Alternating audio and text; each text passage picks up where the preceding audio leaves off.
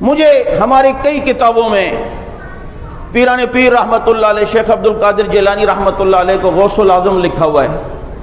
ہمارے حضرت تھانوی رحمۃ اللہ علیہ لکھتے ہی انہیں غوث العظم تھے. حضرت نانوتوی رحمۃ اللہ علیہ لکھتے انہیں غوث الثقلین، جنات اور انس کے غوث. تو کبھی کوئی مجھ سے سوال کرتا تھا کہ حضرت غوث کا مطلب تو فریادوں کو سننے والا، اعظم کا مطلب ہوتا ہے سب سے بڑا، تو غوث العظم کا مطلب تو ہوا سب سے بڑا فریادوں کو سننے والا. تو یہ لفظ کہنا شرک نہیں ہے؟ سب سے بڑا فریادوں کو سننے والا تو اللہ ہے. تو میں انہیں سوال کے جواب دے دیتا تھا، لیکن خود وہ تو مطمئن ہوتا تھا، میں اندر سے مطمئن نہیں ہوتا تھا. وہ میری نظر میں وہ چیز گزری نہیں تھی.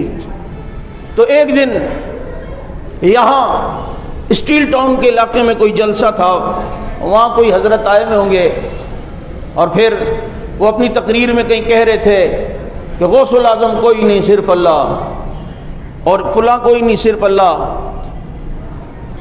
تو وہ کہا ہوگا. تو یہاں مولانا عبد الغفور ندیم شہید رحمۃ اللہ علیہ کے پاس حضرت حیدری شہید رحمۃ اللہ علیہ آئے تھے اس کمرے میں اوپر. تو میں بھی حضرت سے ملنے آیا ہوا. تو حضرت غسل کر کے نکلے تھے، کنگا کر رہے تھے حضرت حیدری شہید. تو کنگا کرتے ہوئے ندیم صاحب کو کہنے لگے، دیکھا کل شیخ صاحب غوث العظم کوئی نہیں صرف اللہ. وہ سٹائل مجھے بھی یاد ہے، زلفوں کو سنوار رہے ہیں. کہتے میں تو ادھر ہی جواب دینے والا تھا اسٹیج پہ، کیونکہ حضرت کی عادت تھی اگر اسٹیج پہ کوئی غلطی کرتا تو اس کی اصلاح کر دیتے، یا کبھی اپنی تقریر کے دوران ہی اس کو جو ہے وہ بیان کر دیا کرتے تھے تاکہ لوگوں کو صحیح مفہوم پتہ چلے. بھائی کہتے ہیں کسی وقت حضرت کی طبیعت خراب تھی اور کہا کہ میں آج بیان نہیں کروں گا، صرف دعا.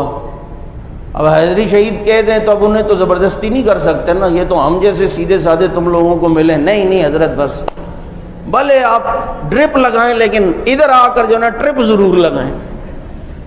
حضرت کو تو اللہ نے جمال اور جلال دونوں دیے تھے، اب کون انہیں زبردستی کرے؟ نہیں کہا نہیں کرنا.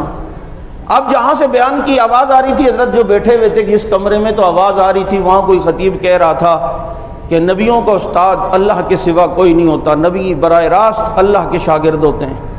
تو ایک دم حضرت اٹھے اور کہتے بیان کروں گا، اور گئے اور بیان میں کہا سنو بھائی، نبیوں کے استاد اللہ کے سوا کوئی نہیں ہوتے، یہ خصوصیت رسول اللہ صلی اللہ علیہ وسلم کی، یہ باقی انبیاء کے لیے ضروری نہیں ہے. آج بھی خطیب یہ کہتے ہیں نا، باقی انبیاء کے لیے ضروری نہیں ہے.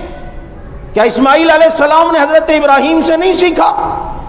حضرت یوسف نے حضرت داؤد علیہ السلام سے نہیں، حضرت یعقوب علیہ السلام سے نہیں سیکھا؟ حضرت سلیمان حضرت داؤد کے شاگرد نہیں تھے؟ حضرت ہارون حضرت موسیٰ کے شاگرد نہیں تھے؟ کہا یہ خصوصیت رسول اللہ صلی اللہ علیہ وسلم کی ہے، باقی انبیاء کے لیے ضروری نہیں ہے. ان کے دنیا میں بھی استاد ہو سکتے، یوں اصلاح کرتے. تو فرمانے لگے کہ جی وہ دیکھا کل حضرت کہہ رہے تھے غوث العظم کوئی نہیں صرف اللہ.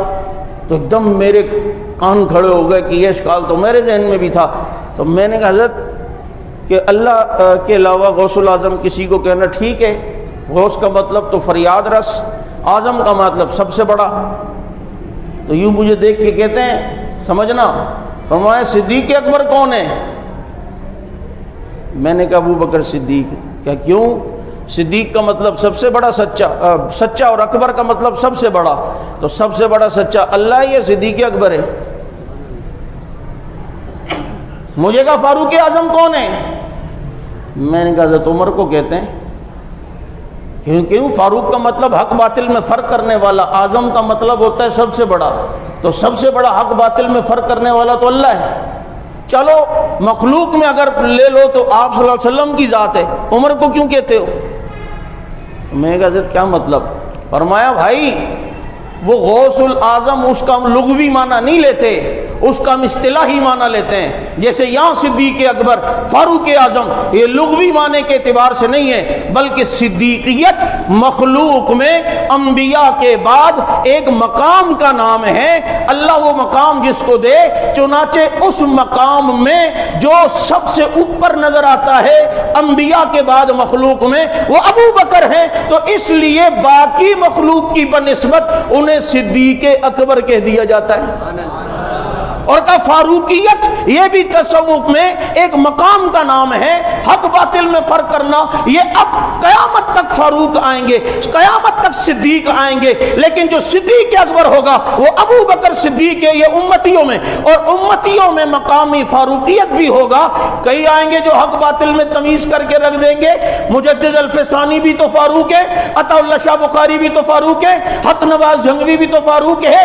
اب کئی آئیں گے, لیکن امتیوں میں یہ مقام کا سلسلہ ہے جو نبی نے دیا ہے. چنانچہ اس میں امتیوں میں اس مقام فاروقیت پہ جو سب سے اوپر نظر آتا ہے دنیا اسے فاروق اعظم عمر فاروق کہتی ہے. کہتے ہیں یہ ایک اصطلاحی معنی ہے. تو کہتے ہیں غوث بھی تصوف میں ایک اصطلاح کا نام ہے. جیسے مقام ہوتا ہے تصوف میں قطب, یہ ابدال ہے, یہ مجذوب ہے, ایسے ہی ایک مقام ہے اللہ کے قرب کا, اسے غوثیت کہتے ہیں.